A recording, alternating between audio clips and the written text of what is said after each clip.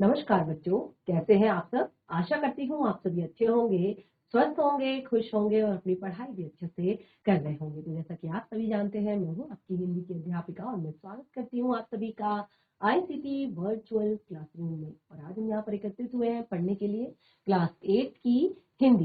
Class 8 की हिंदी में हमने अपने लास्ट सेशन में शुरुआत की थी अपने न्यू सेशन की।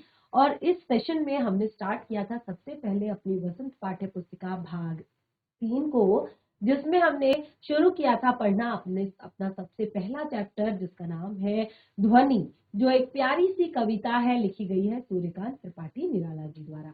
तो बहुत ही सुंदर ये कविता है। जैसे कि मैंने आपको लास्ट सेशन में भी कुछ काव्यांश इसके एक्सप्लेन किए थे, बताए थे भावार्थ के साथ। तो देखिए यहाँ पर कविता को ध्यान पूर्वक समझिए, एक बार रिवाइज करते हैं जो हमने अपने लास्ट सेशन में पढ़ा था, और उसके बाद जो चीजें हमारी रह गई थी उन्हें हम पढ़ेंगे और साथ ही हम पाठ से जुड़े हुए प्रश्नोत्तर भी डिस्कस करेंगे। तो सबसे पहले आपको अपनी कॉपी में ये कविता आपने नोट डाउन करनी है। आपने जो फेयर नोटबुक बनाई है हिंदी की, जो आपने कक्षा कार्य वाली जो आपने कॉपी बनाई है हिंदी की, उसमें आप सबसे पहले इस ध्वनि पाठ जो कविता है उसको नोट करेंगे। उसके बाद फिर आप इस पाठ के कठिन शब्दों को लिखेंगे और उसके बाद फिर आप भावार्थ पूरा लिखेंगे और उसके बाद आप प्रश्नोत्तर लिखेंगे। तो भावार्थ लिखना बहुत ही ज्यादा जरूरी है। इस तरह से आपको एक तरह से जब आप एग्जाम देंगे उसके लिए आपकी प्रैक्टिस भी अच्छे से हो जाएगी।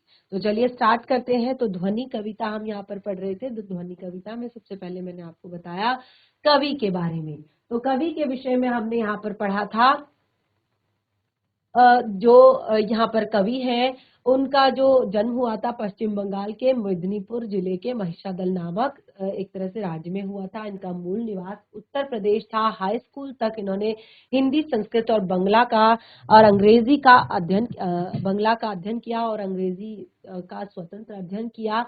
और बाकी जो इनका जो कार्य क्षेत्र था, बाद में महिषादल राज्य की सेवा इन्होंने की लास्ट में।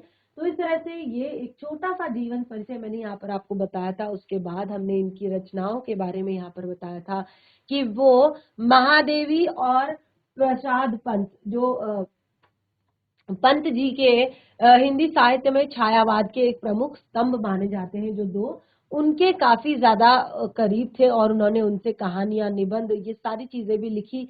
परंतु जो इनकी ख्याति हुई, ये इनकी ख्याति ज्यादातर कविताओं से इनको मिली, यानी कि जो इन्होंने यहाँ पर ख्याति हासिल की तो वो ज्यादातर इनको कविताओं से मिली। और इस तरह से यहाँ पर 15 अक्टूबर 1961 को इनका इलाहाबाद में निधन भी हो गया था।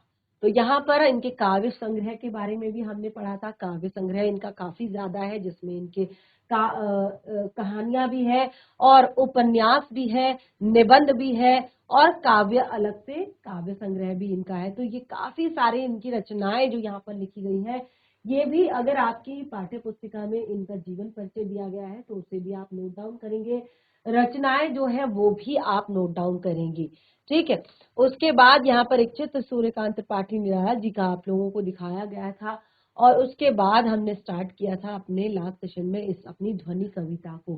तो ध्वनि कविता में मैंने आप लोगों को क्या बताया था, इसमें मैंने आपको बताया कि सूर्यकांत त्रिपाठी निराला जी द्वारा लिखित ये ध्वनि कविता क्या करती है, ये एक तरह से काफी ज्यादा उत्साहवर्धक कविता है और ये लोगों के मन और हृदय में वसंत रूपी उत्साह और के आगमन के बारे में यहाँ पर बताती है कि किस तरह से आज के समय में मनुष्य जो है बहुत ज्यादा एक तरह से पूरी उनकी दिनचर्या जो है काफी व्यस्त रहती है, काफी ज्यादा मेहनत वो करते हैं, लेकिन फिर भी काफी सारा तनाव उनको रहता है, काफी सारे प्रेशर उनको रहते हैं कि ये कैसे करेंगे, वो कैसे करेंगे, वो कैसे करेंगे।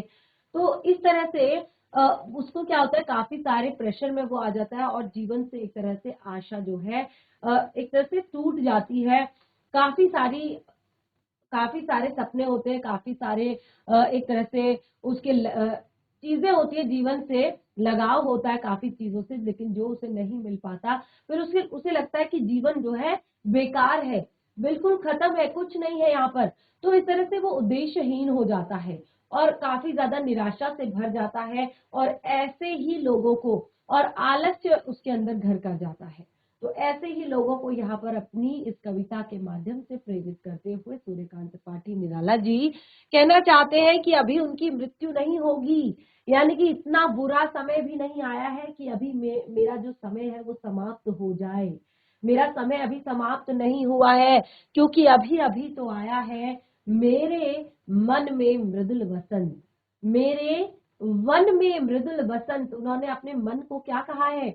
वन कहा है, यानी कि जहां पर बिल्कुल एकांत था, बिल्कुल शांति थी, बिल्कुल एक तरह से बहुत ही ज्यादा निराशा सी भर गई थी, ऐसे मन में अभी अभी तो एक मृदुल वसंत का आगमन हुआ है, तो अभी मेरा अंत नहीं होगा। इस तरह से यहाँ पर सुंदर सी पंक्तियां हमने लास्ट सेशन में पढ़ी थी, तो एक बार रिवाइज कर लेते हैं। जिन बच्चों ने लास्ट सेशन में नहीं पढ़ा था वो भी अच्छे से पढ़ लेंगे।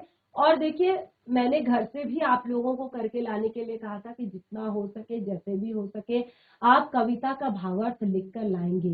तो मैं आशा करती हूँ कि आप में से कुछ बच्चे लिखकर लाए होंगे, और जितना भी यहाँ पर आपको पढ़ाया जा रहा है आप देख सकते हैं, आप साथ में रफ नोटबुक में उसे नोट डाउन कर सकते हैं। लास्ट में घर जाकर आप सारी चीजें अच्छे से फेयर नोटबुक में लिख सकते हैं। तो चलिए रिवाइज कर लेते हैं एक बार। कभी न होगा मेरा अंत, अभी अभी तो आया है मेरे वन में मृदुल वसंत।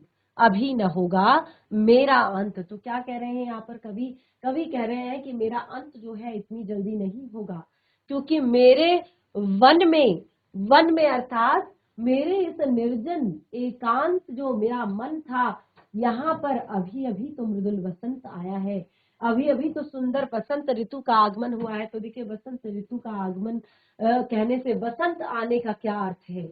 बसंत आने का अर्थ है कि जब बसंत ऋतु आती है तो क्या होता है? बसंत ऋतु जब आती है तो चारों तरफ फूल खिल जाते हैं, चारों तरफ एक तरह से सुंदरता बिखर जाती है, और एक नया जोश, एक नया उत्साह होता है। और मैंने ये भी बताया था कि जो फागुन होता है, यानी कि जो फागुन का महीना होता है, वहीं से बसंत ऋतु स्टार्ट होती है। फागुन का महीना, होली भी एक फेस्टिवल है जो रंगों का त्योहार कहलाता है, कलरफुल फेस्टिवल है। और इसमें आप देखेंगे कि लोग एक दूसरे के लिए अपने मन से भेद हटाकर, अपने मन की बुराइयां हटाकर लोगों से मेल जोल बढ़ाते हैं, लोगों से मेल मिलाप करते हैं, सबको कलर लगाते हैं, सबकी जिंदगी में जो है नए रंग घुलते हैं, खुशियों के रंग घुलते हैं। तो एक तरह से ये पूरा जो एक वसंत जो ऋतु है, ये बहुत ही सुंदर ऋतु है, बहुत ही प्यारी ऋतु है। तो उसके लिए यहाँ पर कहा है कि अभी अभी तो आया है मेरे वन में मृदुल वसंत। मेरे वन में, यानी कि जो एक तरह से उनका जो एकांत रूपी जो वन है, उसमें अभी अभी जो है बसंत आया है, अभी अभी खुशियां आई हैं, अभी अभी चारों ओर खुशी फैली हुई है। तो देखिए, यहाँ पर मैंने आपको भावार्थ भी इसका बताया था कि जीवन में बसंत रूपी यौवन उनके अभी अभी आया है, और इन पंक्तियों के तरीके से वो यहाँ पर ये कहने की कोशिश कर रहे हैं, छिपे हुए तरीके से यहाँ पर कह रहे हैं कि उनके मन का जो जोश है वो अब भरा हुआ है, यानी कि उनके मन में जोश और उत्साह भरा हुआ है। तो जब तक वो अब अपने लक्ष्य की प्राप्ति नहीं कर लेते, जब तक वो अपने लक्ष्य को प्राप्त नहीं कर लेते, तब तक वो धैर्य, अपना जो एक तरह से साहस है उसे नहीं खोएंगे, अपने धैर्य को नहीं खोएंगे, अपने उत्साह को कम नहीं होने देंगे, अपने मन की उमंगों को कम नहीं होने देंगे, अर्थात अपने लक्ष्य की ओर अग्रसर रहेंगे। तो बहुत ही सुंदर काव्यांश हमारा यहाँ पर ये पहला काव्यांश था। उसके बाद देखिए, यहाँ पर मैंने आपको दिखाया भी था कि इस तरह से बसंत ऋतु का जब आगमन होता है तो इस तरह से सुंदर सुंदर से फूल खिल जाते हैं चारों तरफ। तो देखिए कितना सुंदर वातावरण जो है यहाँ पर हो जाता है वसंत ऋतु के आगमन में। और उसके बाद अगली जो पंक्तियां हैं आप उन्हें देखिए, बहुत ही सुंदर पंक्तियां हैं यहाँ पर। हरे हरे ये पात, डालियां कलियां कोमल गात, मैं ही अपना स्वप्न मृदुल कर।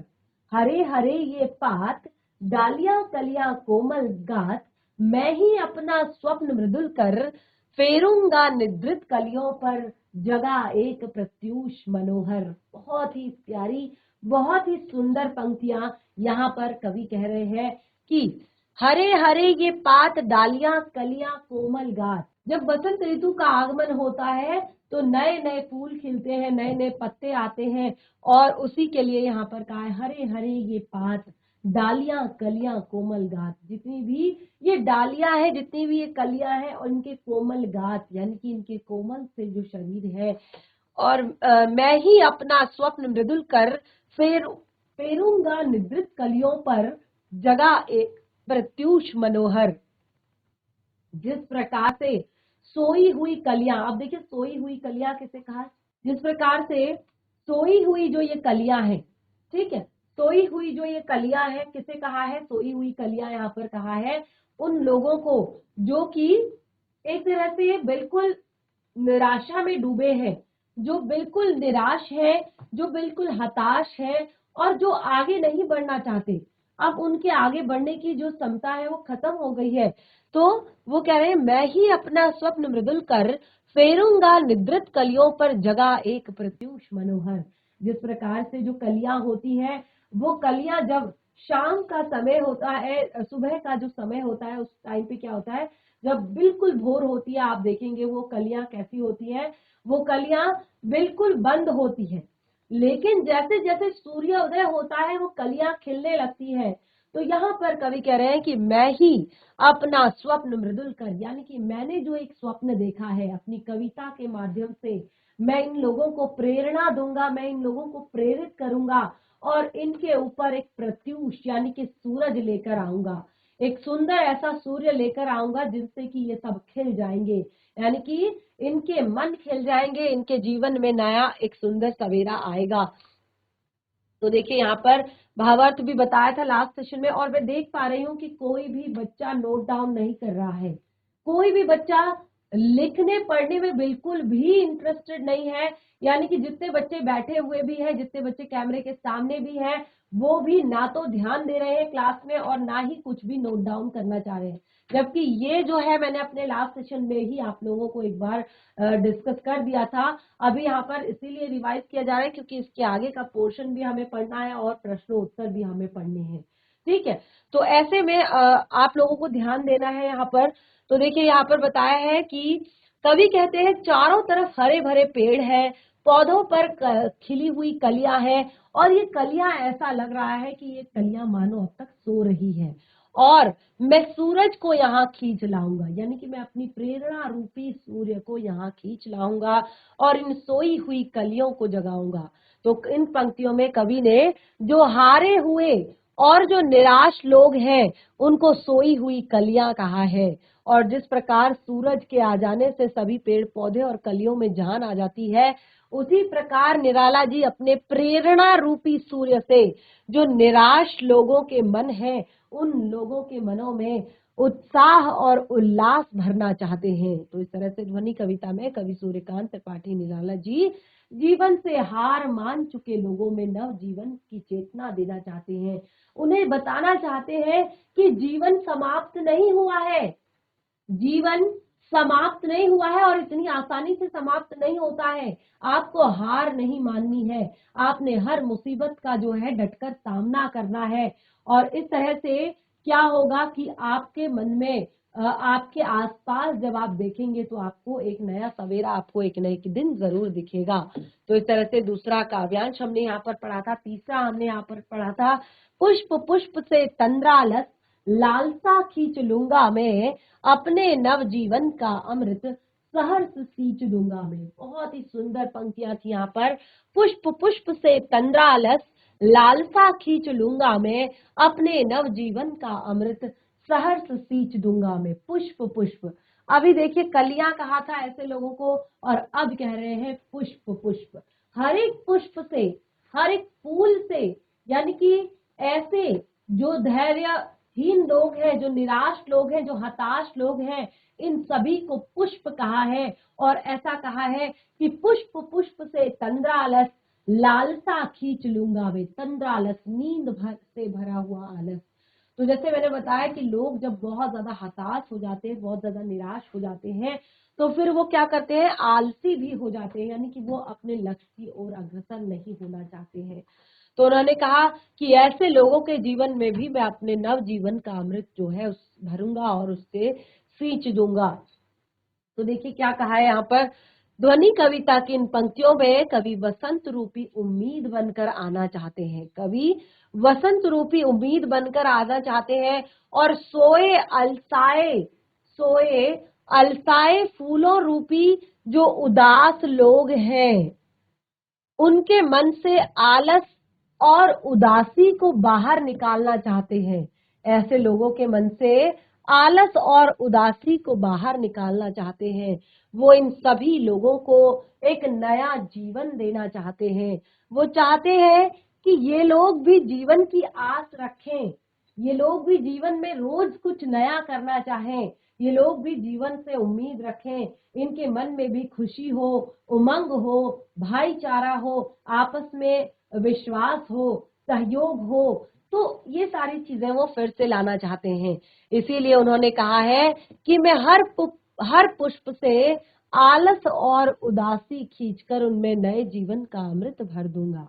पुष्प पुष्प से तंद्रालस लालसा खींच लूंगा मैं, अपने नव जीवन का अमृत सहर्ष सींच दूंगा मैं। तो यानी कि मैं अपनी कविताओं के द्वारा उनके जीवन में अमृत रूपी एक प्रेरणा से उनके जीवन को भर दूंगा और इस तरह से उनको नया जीवन प्राप्त हो जाएगा। तो देखिए बहुत ही सुंदर, बहुत ही प्यारी सी पंक्तियां हमने यहाँ पर ये पढ़ी और उसके बाद हम अब यहाँ पर पढ़ते हैं अगला काव्यांश। अगला काव्यांश भी बहुत ही सुंदर है, बहुत ही प्यारा है। द्वार दिखा दूंगा फिर उनको, है जो है वे मेरे जहां अनंत, अभी न होगा मेरा अंत। केवल देखिए एक ही पंक्ति यहाँ पर है, द्वार दिखा दूंगा फिर उनको, है वे मेरे जहां अनंत, अभी न होगा मेरा अंत। द्वार दिखा दूंगा फिर उनको, यानी कि जीवन में जो उम्मीदें अगर आपके पास है, उत्साह अगर आपके पास है, जोश अगर आपके पास है, मेहनत अगर आपके पास है, तो कौन सी ऐसी चीज नहीं जो आप नहीं कर सकते हैं। कौन सा ऐसा अवसर है जिसको आप चूक सकते हैं। कौन सी ऐसी चीज है जीवन में जो आप प्राप्त नहीं कर सकते हैं। द्वार दिखा दूंगा फिर उनको, है वे मेरे जहां अनंत, अभी न होगा मेरा अंत। यानी कि अभी आपका अंत नहीं हो सकता, अभी तो आप अनंत हैं। अभी तो आपने जीवन में बहुत सारी चीजें करनी है, बहुत सारे काम करने हैं, बहुत सारी जिम्मेदारियां उठानी है और अपने लिए भी कुछ करना है, बहुत सारी खुशियां हैं जो आपके हिस्से में आनी है। तो इस तरह से आप हार नहीं मान सकते। तो ध्वनि कविता की अपनी इन लास्ट जो अंतिम पंक्तियां हैं उसके माध्यम से कवि सोए हुए फूलों यानी कि निराश लोगों के जीवन में को जीने की, वो कहते हैं कि ऐसे लोगों को मैं जीने की कला सिखा दूंगा, द्वार दिखा दूंगा फिर उनको, यानी कि जीने की कला सिखाऊंगा, दरवाजा दिखा दूंगा कि कैसे आप कामयाबी के रास्ते पर आगे बढ़ेंगे, कभी कैसे आप एक तरह से जीवन में अपने लक्ष्य को प्राप्त करेंगे। फिर तो वे कभी उदास नहीं होंगे और अपने जीवन को सुख से व्यतीत करेंगे। वो कहते हैं मैं अपनी प्रेरणा रूपी इस कविता से निराश लोगों के मन में जीने की कला को सिखा दूंगा, निराश लोगों को बता दूंगा कि जीवन में अवसरों की कमी नहीं है। जरूरी नहीं कि आपको डॉक्टर ही बनना है, जरूरी नहीं कि आपको इंजीनियर ही बनना है, जरूरी नहीं कि आपको बहुत बड़ा आईएएस पीसीएस ही बनना है। आप अपनी मेहनत, अपनी लगन, अपना जो काम है उसे करते जाइए, करते जाइए, करते जाइए और जिस तरफ आपको इंटरेस्ट है आप वहां भी ध्यान दीजिए, क्योंकि अवसरों की कमी नहीं है संसार में।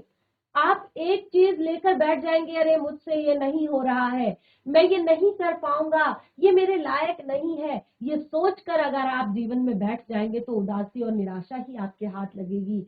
लेकिन अगर आप चाहे, अगर आप दरवाजा खोल कर देखें अपने उमंगों का, अपने उत्साह का, अपनी प्रेरणाओं का जो कवि यहाँ पर दे रहे हैं आपको, तो अगर आप अपनी मेहनत और अपनी लगन को आप अगर लगातार बनाए रखें तो आप अपने जीवन में एक न एक लक्ष्य को जरूर कभी ना कभी प्राप्त करेंगे। यानी कि ऐसा नहीं सोचना है कि मेरे पढ़ाई में कम मार्क्स आते हैं तो क्या होगा। देखिए कभी भी जो आपके मार्क्स होते हैं लास्ट में, अभी तो इनकी वैल्यू है, अभी आप इनकी वैल्यू कर सकते हैं कि हाँ मैं अच्छा स्कोर करूंगा, क्योंकि आप अभी स्कूलिंग कर रहे हैं।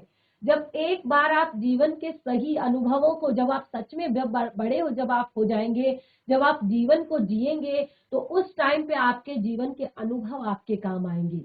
यानी कि आपने जीवन में कितना धैर्य रखा, आपने जीवन में कितनी मेहनत की, आपने क्या कला सीखी, आपने क्या कौशल सीखा, आपने कितना साहस रखना सीखा, ये सारे जो अभी आप सीखेंगे, इसका नतीजा आपको मिलेगा जब आप बड़े हो जाएंगे।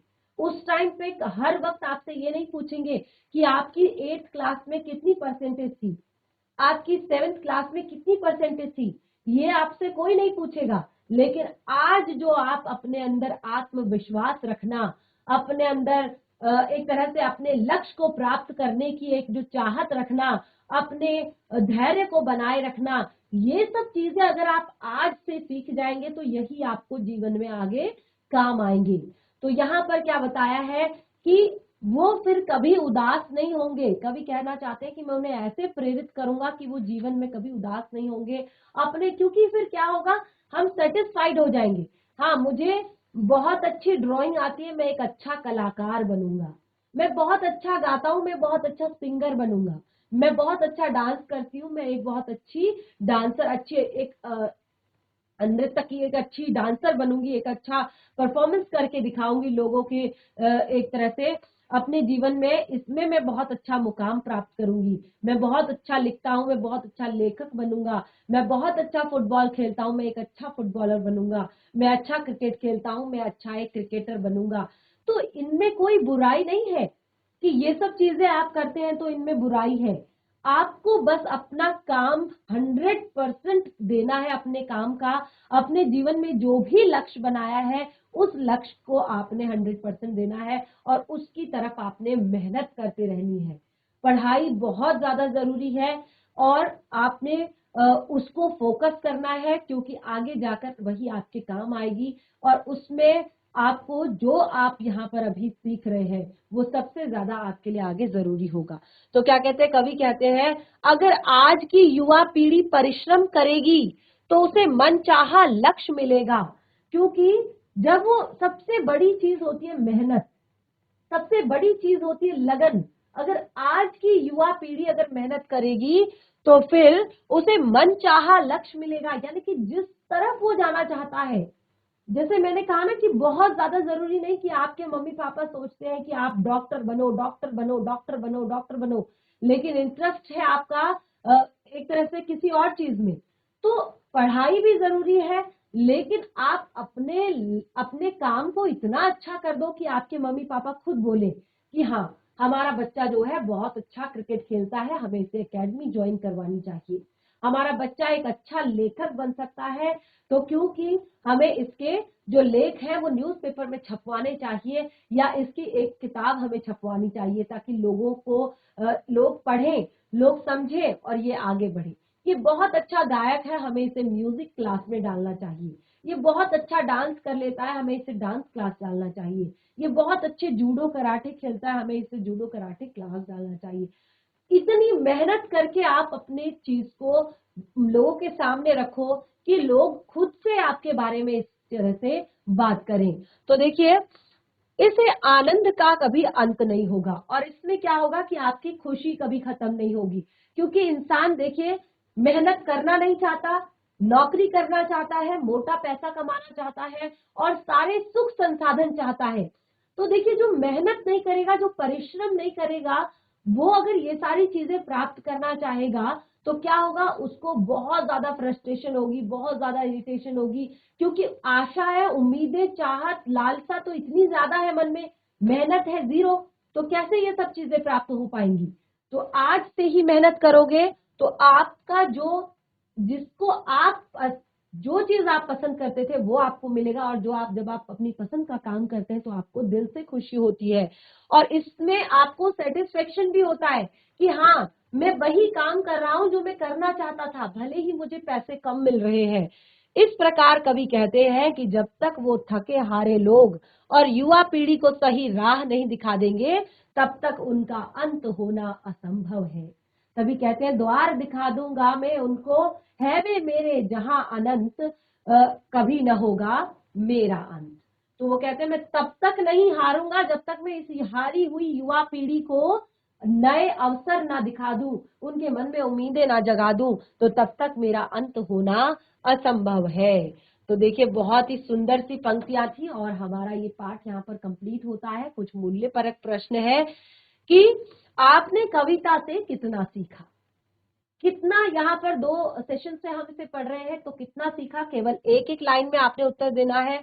अभी किसका अंत नहीं होगा, अभी किसका अंत नहीं होगा, तो अभी जो है कवि का अंत नहीं होगा। कवि कहते हैं कि अभी मेरा अंत नहीं होगा, क्योंकि मैं अपने जीवन से इतनी जल्दी हार नहीं मानूंगा, क्योंकि मुझे तो अभी बहुत सारे लोगों को प्रेरित करना है, बहुत सारे लोगों के अंदर जीने की आस जगानी है, बहुत सारे लोगों के अंदर उमंग और आशा जगानी है, तो अभी मेरा अंत नहीं होगा।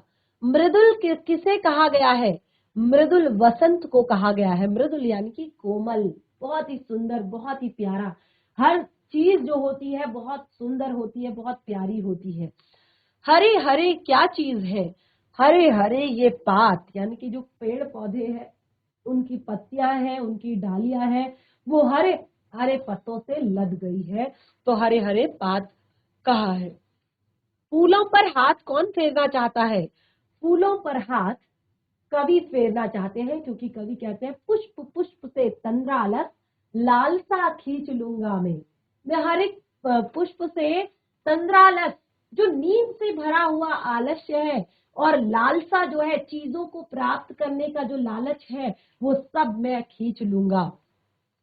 तो इस तरह से कुछ मूल्यपरक प्रश्न थे यहाँ पर, वो हमने पढ़े। अब देखिए कवि फूलों से क्या खींचना चाहता है, कवि फूलों से तंद्रालस और लालसा खींचना चाहता है। तो इस तरह से हमारा ये जो आपका काव्यांश है यहाँ पर वो कंप्लीट होता है। एक तरह से पूरे कविता को हमने पढ़ लिया, बहुत अच्छे से हमने समझा। इसको घर पर एक बार रिवाइज करें और उसके बाद इसको अच्छे से समझने का प्रयास करें। अब देखिए यहाँ पर आपकी कविता तो कंप्लीट हो चुकी है। अब यहाँ पर है आपकी पाठ्य पुस्तिका से जुड़े हुए प्रश्न, क्योंकि कविता पढ़ ली है तो अब पाठ्य पुस्तिका से जुड़े हुए प्रश्नों को डिस्कस करना जरूरी है। तो देखिए ये आपकी पाठ्य पुस्तिका, वसंत पाठ्य पुस्तिका भाग 3 में जो प्रश्न उत्तर दिए हैं वो यहाँ पर दिए गए हैं। कवि को ऐसा विश्वास क्यों है कि उसका अंत कभी नहीं होगा, कवि को ऐसा विश्वास क्यों है कि उसका अंत कभी नहीं होगा। देखिए कवि को ऐसा विश्वास इसीलिए है कि उसका अंत कभी नहीं होगा, क्योंकि उनमें अभी नया नया जोश है, उनके मन में अभी उमंग है, उनके मन में अभी आशा है, उनके मन में अभी नया मृदुल वसंत आया है। और वसंत आया है यानी कि बहुत सारी नई चीजें लेकर आया है, तो इतनी जल्दी तो अंत उनका होने वाला नहीं है। उन्होंने अभी बहुत सारे नए काम करने हैं, उन्हें युवा पीढ़ी को आलस्य से उबारना है, उन्हें नई पीढ़ी को एक नई राह दिखानी है। तो उन्हें विश्वास है कि उन्होंने बहुत सारे ऐसे काम करने हैं, तो इसलिए उनका अंत नहीं होगा। अगला प्रश्न, फूलों को अनंत तक विकसित करने के लिए कवि कौन कौन से प्रयास करना चाहता है। फूलों को अनंत तक विकसित करने के लिए सबसे पहले कवि उनको कलियों की स्थिति से बाहर निकालकर खिले हुए फूल बनाना चाहते हैं। क्या करना चाहते हैं, जो कलियों की स्थिति में वो सुप्त पड़े हुए हैं, सोए पड़े हैं, उस कली की स्थिति से उसको खिलाकर फूल बनाना चाहते हैं। जो आलस्य से भरे हुए हैं उनमें नया जोश, नई उमंग, नई महक, नई खुशबू जगाना चाहते हैं। तो कवि का मानना है कि उनके जीवन में बसंत आया हुआ है, इसीलिए अपने बसंती स्पर्श से, क्योंकि जिस टाइम पे बसंत ऋतु आती है चारों तरफ फूल ही फूल होते हैं, हरियाली ही हरियाली होती है, सुंदरता ही सुंदरता होती है। तो अपने उस वसंत रूपी स्पर्श से उन सभी फूलों को खिला देना चाहते हैं और वह फूलों की आंखों से आलस्य हटाकर उनके अंदर चुस्ती, उनके अंदर तंदुरुस्ती, उनके अंदर जोश, उनके अंदर उत्साह भरना चाहते हैं। बहुत ही सुंदर सी ये कविता। अगला प्रश्न है, कवि पुष्पों की तंद्रा और आलस्य दूर हटाने के लिए क्या करना चाहते हैं। तो देखिए सेम है, सारे प्रश्न लगभग एक जैसे हैं। तो मुझे लगता है कि आप अगर इनको घर पर थोड़ा-सा प्रैक्टिस करें, तो आपसे आसानी से हो जाएँगे। अगला प्रश्न है, वसंत को ऋतुराज क्यों कहा गया? ये प्रश्न आपका बहुत ज़्यादा महत्वपूर्ण है। इसको तो आप नोट कर ही लीजिए। वसंत को ऋतुराज क्यों कहा जाता है? वैसे तो केवल यहाँ पर आपस में चर्चा करने के लिए कहा है। तो देखिए, इसको मैं आपके लिए पढ़ देती हूँ कि वसंत को ऋतुराज कहा जाता है क्योंकि सभी ऋतुओं का राजा है। इस ऋतु में प्रकृति पूरे यौवन में होती है और इस ऋतु के आने पर सर्दियां भी कम हो जाती हैं। देखिए, बहुत ही सुंदर माहौल होता है। एक तरह से ना तो बहुत ज्यादा ठंड होती है, ना बहुत ज्यादा गर्मी होती है और मौसम बहुत ज्यादा सुहावना होता है। इस समय पंच तत्व अपना प्रकोप छोड़कर, जो पंच तत्व जो प्रकृति है, वो अपना प्रकोप छोड़कर, प्रकोप अर्थात जब ठंडियां होती है सब कंबल रजाई ओढ़कर घर में डुबके हुए होते हैं। कभी कभी तो बर्फ पड़ जाती है, दो दो कंबल ओढ़ के घर में डुबके होते हैं। जब रास्ते में चलते हैं, कहीं मफलर लपेटा हुआ है, कहीं टोपी पहनी हुई है, कहीं ग्लव्स पहने हुए हैं, कभी फुल बाजू के स्वेटर जैकेट पहने हुए हैं, शूज पहने हुए हैं, गर्म सॉक्स पहने हुए हैं। तो बिल्कुल एक तरह से इंसान जो है बिल्कुल क्या लगता है, पूरा कपड़ों का ढेला। ठीक है। और गर्मी आती है तो उतना ही प्रकोप अपना प्रकृति दिखाती है। बिल्कुल हम गर्मी से त्राही त्राही हो जाती है। नदी नाले सूख जाते हैं, जानवर पानी के लिए तरसते हैं, लोग पानी के लिए तरसते हैं। उसके बाद वर्षा ऋतु आती है तो बाढ़ का आ जाना और चारों तरफ जो एक तरह से खेत है उसमें पानी भर जाना। लेकिन वसंत ऋतु एक ऐसी ऋतु है जिसमें प्रकृति जो होती है वो अपने अपने पूरे यौवन पर होती है और सर्दी कम हो जाती है, मौसम सुहावना हो जाता है। पंच तत्व अपना प्रकोप छोड़कर सुहावने रूप में प्रकट होते हैं। जल, वायु, धरती, आकाश सभी मनोहक रूप अपना दिखाते हैं। पेड़ पौधों में पत्ते आने लगते हैं, आम बौरों से लग जाते हैं, खेत में सरसों फूली दिखाई देती है और पीले फूल ऋतुराज के आगमन की घोषणा करते हैं। और कोयल अपने पंचम स्वर में गाती है।